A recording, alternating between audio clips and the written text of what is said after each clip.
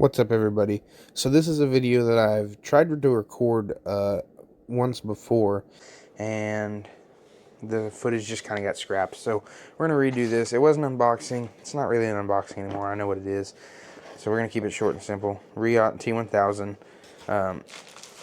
Sends you... this is a Crane Cutlery exclusive, I believe. When you order from them, at least I received this Crane's Cutlery cleaning cloth. Pretty cool. Alright. Reate sent this. So that's real cool. That's probably one of the nicer cleaning cloths I've seen. And then they give you this little guy too, which has your cleaning cloth again in case the other two weren't enough. They send you 2 Velcro patches, right? Nice if that's your thing. They send you 2 stickers. They send you a DLC hardware kit, which is really cool. Some spring two springs. I assume that's for the locking mechanism. We'll get into that in a minute if you haven't seen this. If you have, then you know what that is. And then send you this guy too. Alright, so it says Reate T1000 or model T1000-v2, M390 satin finish, then DLC on the blade. Handle is titanium black DLC. The clip is zircotite blue, and the designer is Alvin Lee. And then this is number 8 of 13. Okay, so with all that being said, I purchased this, I believe, November 22nd. Okay, at last I checked, there was 5 left. I don't know if that's still the case. I checked last night.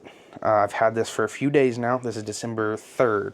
So I'm going to try and get this out as soon as I can, so that if you want to go pick this up, you can. Again, 8 of 13, so there's no telling how long this will be around. It is a DLC zircotite, and it is a beautiful knife. I mean, look at that thing, aside from all the fingerprints. So one of the really cool things about this is the locking mechanism. Right? You press those in, and then you got not only the lock bar, but you hear, if I disengage the lock bar, shake it, right? Won't close. Okay, so you've got that lock bar now, and those 2 pins that press in into a slot in the blade that keep it from folding down. I don't know how much extra strength that adds, but you know, the cool factor's there, right? So you got this zircotite inlay piece, which acts as so you can't, overexert your lock bar. That's cool, right? You've got a carbide, I believe, insert, or some type of probably not carbide, but hardened steel insert down here for your lock bar to keep that from wearing out too much. You've got your thumb studs, which it does look like, let's see off camera, yes, it does look like you can replace these. They do have some Torx bits, or some Torx cutouts in them. I don't know what you'd call that. Torx bits can fit in those. I believe it's T10 all the way around on this. Look how thick and chunky that thing is, right? I mean, that is a thick knife. In case you just don't know, I know I'm not going to give you a good example of it unless I really show you. So here's what we'll do. We've got a 67 for those of you that are from the Balisong, because that's mostly what I do. And then we've got an Almar for those of you that are from the folder world. And we'll put these up against each other. Oh yeah, you can see. Yeah, there's no comparison. Blade thickness, the blade thickness is at least double the Almar here.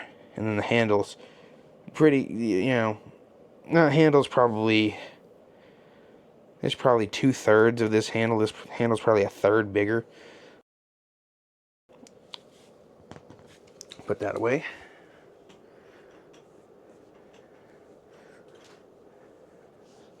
And then for the Balisong guys, yeah, there's some serious heft in this knife. Double the thickness on the blade stock again, and then this one's probably about the same, 2/3 of that knife there. So this is a big knife, right? This is a big knife. And don't let that fool you, because this edge is still razor sharp. I mean, that is sharp, sharp. Even for such thick blade stock. Now, one thing about this knife is, let's see, how's the centering? Centering, pretty good. Yep, looks centered to me. Let's see, what's that blade tip like? Very pointy. I can't even tell on camera. Yeah, it looks like it's centered up pretty well on the grind. You know, that's pretty good. So, one thing I will tell you, and this is from what little experience I do have with it. Like I said, I've only had it a day now, I think. Something like that. So, with what little experience I have with this knife, these pins get pressed in all the time. Okay? So, we'll just do a little pressed in. And that, you can't shut that now. You have to, even though this one's out, that one's in, that one's holding the blade up. You gotta press that in to be able to close this knife. Right? So, for all the good that can come with that, there's a little bit of bad too, because I mean, every time, if you were to daily carry this, which I don't think anybody really is, you know, this is a 10.5-ish ounce knife. This is not a knife that people are going to throw in their pocket and just, you know, go with it. So, this is a knife where if you got that in your pocket, you're going to have to press this every time. Okay? It's just going to happen. They click in real easy. Takes no force to click those in. It's going to happen. So you'll have to get used to that motion, then that motion, which isn't a big deal if you just enjoy the knives.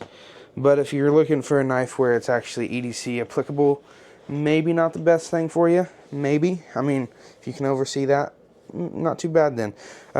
Look at that Zerkatai. Now, I've never had a knife with Zerkatai, and I thought this was just anodization on titanium, because when I looked on their website, it just says crystallized titanium, right? And I don't know the compound that makes up Zerkatai. I don't know if that's what it is or not, but to me, that was anodized titanium, and it's kind of what it looked like to me.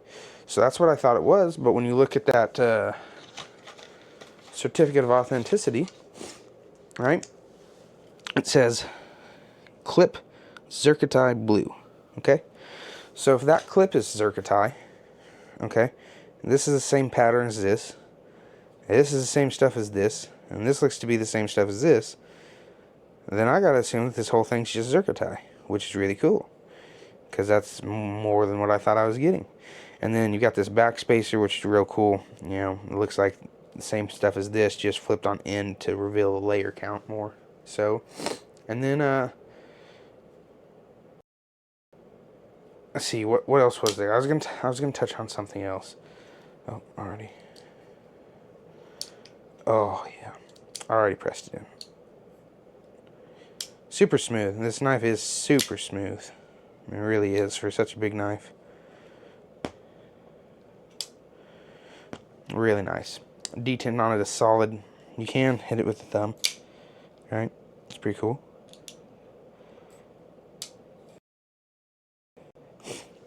But yeah, head out to Crane's Cutlery. Look them up. Go look for that knife. There's a Chad Nichols Damascus one there too if you're wanting to spend some big bucks. I believe that one is more along the lines of $3,500. This one about $880, $870. Still kind of, you know, that's a lot of money. I'm not going to sit here and act like it isn't. That's a lot of money to be spending on a knife, so do with that what you will. They do have some plain versions. The satin versions, I think, run $600, $650, something like that. So you can get this knife in a more basic version. I think the DLC version is just a few dollars less than this, though. So if you want the DLC, you're still going to be about that